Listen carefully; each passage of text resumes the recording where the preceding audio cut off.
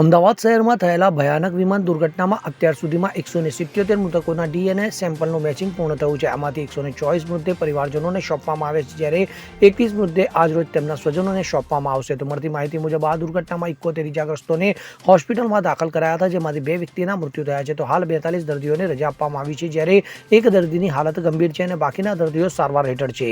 આ ઉપરાંત 30 મેડિકલ વિદ્યાર્થીઓ દાખલ હતા, જેમાંથી હવે એકમાત્ર વિદ્યાર્થી હોસ્પિટલમાં રહેલો છે. તો હોસ્પિટલ સત્તાધિકારીઓ જણાવ્યા મૃત્યુની ઓળખ અને તેને પરિવારજનોને સોંપવાની પ્રક્રિયા અત્યંત સંવેદનશીલ અને કાયદાકીય રીતે ચોક્કસ રીતે હાથ ધરવામાં આવી રહી છે. તો આ દુર્ઘટનામાં મૃત્યુ પામેલા વ્યક્તિઓના મૃતદેહો વિવિધ પ્રદેશોમાંથી આવેલા પરિવારજનોને સોંપવામાં આવ્યા છે, જેમાં અમદાવાદમાં 41, વડોદરા 16, ખેડા 10, આણંદ 9, ભરૂચ 5, દીવ 5, સુરત 4, ગાંધીનગર 4, મુંબઈ 3, મહેસાણા 2, અરવલ્લી 2, ઉદયપુર 2, બોટાદ 1, જોધપુર 1, જુનાગઢ 1, પંચમહાલ 1, ભાવનગર 1, લંડન 1, પાટણ 1, રાજકોટ 1 અને નડિયાદ 1નો સમાવેશ થાય છે.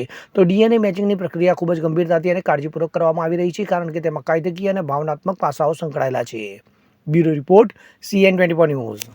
હવે જુઓ દેશ દુનિયાની તમામ ખબરો તમારી આંગળીના ટેરવે. ઉઠાવો મોબાઈલ અને Google Play Store પરથી ડાઉનલોડ કરો અમારી CN24 ન્યૂઝ મોબાઈલ એપ.